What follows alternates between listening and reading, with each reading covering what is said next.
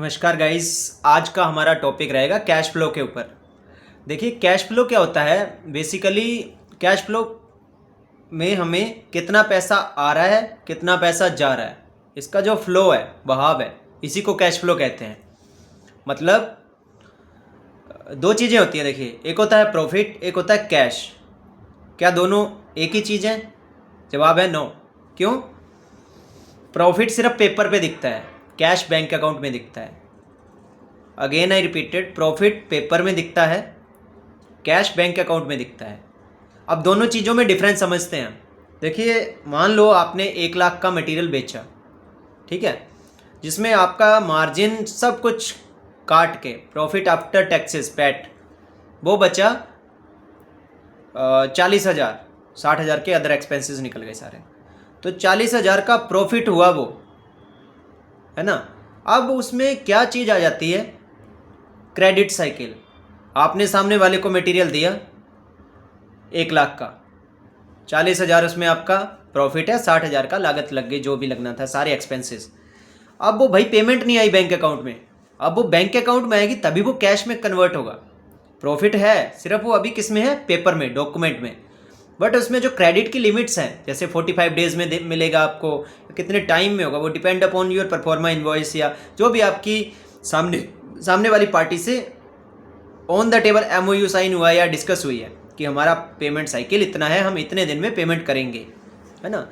तो cash flow को maintain करने के लिए भी कुछ चीज़ों का हमें ध्यान रखना होता है। कई बिजनेस ओनर होते हैं जिनको पता नहीं होता कैश आ कितना रहा है, जा कितना रहा है, कितना खर्चा हो रहा है। वो just go with the flow वाली स्ट्रेटेजी पे आ जाते हैं। एक चीज़ मैं बार बार कहता हूँ, सारे खर्चे ज़रूरी नहीं होते हैं। खर्चे ज़रूरी होते हैं बट सारे ज़रूरी नहीं होते हैं, है ना।